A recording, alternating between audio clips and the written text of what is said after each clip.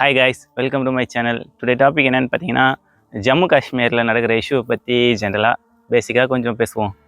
ஏன்னா அது வந்து டீட்டெயிலாக பார்க்க முடியாது, எங்கே என்ன நடக்குதுன்னு நமக்கு தெரியாது. அதுவும் இல்லாமல் நியூஸில் வந்து ஒரு நியூஸ்லேயும் ஒரு மாதிரி சொல்லுவாங்க. நம்மளால் எது கரெக்டுன்னு கரெக்டாக சொல்ல முடியாது. கரெக்டாக இவங்க பக்கம் கரெக்டு, இவங்க பக்கம் தப்புன்னு நம்மளால் சொல்ல முடியாது.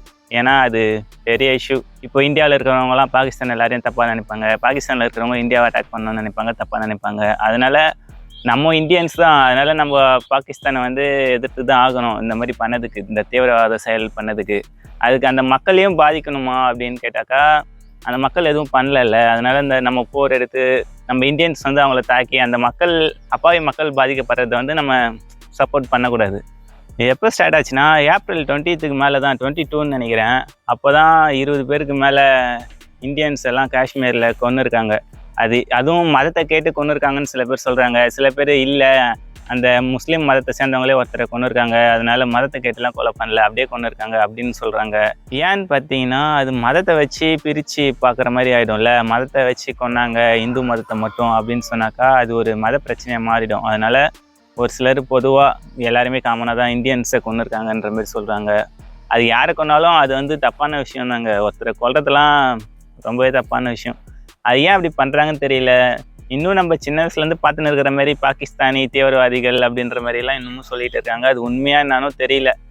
இந்தியாவுக்குள்ளவே இருக்கிற சமூக விரோதிகளா, தீவிரவாதிகளா, இல்லை பாகிஸ்தான்லேருந்து வந்து இங்கே இருந்து அந்த மாதிரி தப்பான விஷயம் பண்ணுறாங்களா, இல்லை இந்த 2 நாட்டுக்குள்ளே போர் நடக்கணுன்ட்டு யாருன்னா வேறு ஆளுங்க வச்சு பண்ணுறாங்களா, அது எதுன்னு சரியாக தெரியல நமக்கு. இந்த பிரச்சனையில் பாதிக்கப்படுறது யாருன்னு பார்த்தீங்கன்னாக்கா, அந்த பாகிஸ்தானில் இருக்கிற மக்கள்ஸ் தான். அவங்க பாவங்க, அவங்களாம் அந்த ஜம்மு காஷ்மீர்லேருந்து அந்த காலத்தில் பிரிஞ்சு போனாங்கல்ல, எங்களுக்குன்னு தனியாக ஒரு நாடு வேணும் முஸ்லீமுக்கு அப்படின்ட்டு. அந்த காஷ்மீரில் சண்டை நடந்து அவங்க போகும்போது நிறையா முஸ்லீம் போனாங்க. நிறையா முஸ்லீம் வந்து இந்தியாவிலே இருக்கிறதுக்கு நம்ம ஓகே சொல்லவே, இந்தியன்ஸ் இந்து இவங்களாம் எதுவும் சொல்லாமல் ஓகே சொல்லவே இங்கேயும் இருக்காங்க நிறைய பேர் முஸ்லீம்கள்.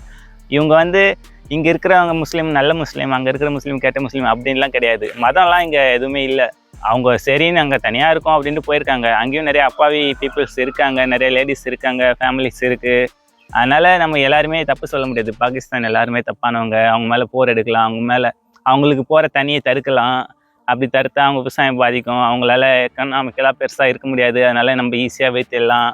அதெல்லாம் பிளான் பண்ணுறது கொஞ்சம் தப்பாக தான் இருக்குது. இது வந்து ஜம்மு காஷ்மீரில் எங்கேயோ ஒரு மூலையில் எங்கேயோ பார்டரில் நடக்குது, நம்ம எதுக்கு அதை மைண்டில் வச்சுக்கணும், அதெல்லாம் ஃப்ரீயாக விட்டுடலாம், அதை பற்றி கண்டுக்காமல் விட்டுடலாம் அப்படின்லாம் விட முடியாது. அது நம்ம தெரிஞ்சுக்கணும், அவேர்னஸாக இருக்கணும்.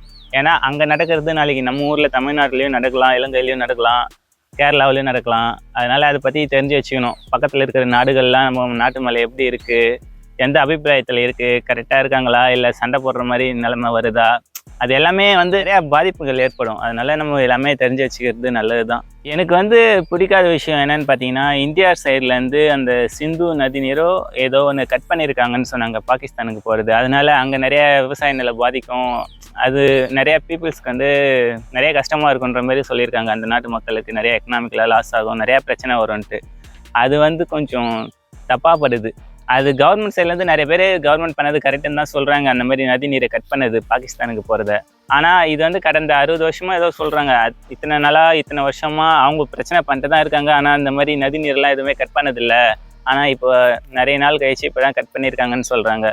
அது கொஞ்சம் கஷ்டமாக தான் இருக்குது நமக்கே. ஏன்னா நம்ம ஊர்லேயும் இப்போது மழை இல்லாமல் விவசாயிகள் படுற கஷ்டம் நமக்கே தெரியும்.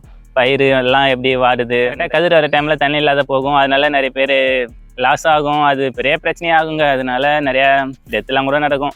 அதனால் இதெல்லாம் கட் பண்ணது என்னை பொறுத்த வரைக்கும் கொஞ்சம் ஓவராக தப்பாக பண்ணுற மாதிரி தான் இருக்குது. ஓவர் இல்லை, அவங்க பண்ணுறது கரெக்டு தான், ஆனால் நமக்கு தப்பாக படுது. ஏன்னா நாட்டு ஏழை மக்கள் பாதிப்பாங்கல்ல பாகிஸ்தானில். அதனால் அது கொஞ்சம் தப்பான விஷயந்தான். அது கட் பண்ணாமல் இருந்தால் நல்லா இருந்திருக்கும். அது கட் பண்ணாமல் இங்கே நடந்த தீவிரவாதத்தை ஆராய்ச்சி பண்ணி சிபிஐ விசாரித்து யார் மேலே தப்பு ஃபுல்லாக கன்ஃபார்ம் ஆயிடுச்சுன்னா நீங்கள் என்ன வேணால் பண்ணலாம். கன்ஃபார்ம் ஆகலைன்னா கூட நீங்கள் பொதுமக்கள் பாதிக்காத வேறு எதனா விதத்தில் பண்ணலாம்ல. அது பொதுமக்கள் பாதிக்கிற மாதிரி ஏன் பண்ணுறீங்க? அதுதான். ஃபர்ஸ்ட் ஆஃப் ஆல் பார்த்தீங்கன்னா, இந்தியாவிலேருந்து பாகிஸ்தான், ஆப்கானிஸ்தான்லாம் பிரிஞ்சதே இந்த மதத்தை வச்சுன்னு தான் சொல்கிறாங்க. அது தேவையில்லாத ஒன்றுங்க. அது எதுக்கு நமக்கு இந்த ஜாதி, மத பேதம், இனம், இதை வச்சு இந்த மொழி, இதை வச்சு அரசியல் பண்ணுறவங்கன்னா நல்லா கல்லா கட்டலாம். ஆனால் மக்கள்லாம் நிறையா பாதிப்பாங்க, எதுவுமே பண்ண முடியாது. பேசிக்காக நம்மளை மாதிரி ஜென்ரல் பீப்புள்ஸ்லாம் எதுவுமே பண்ண முடியாது.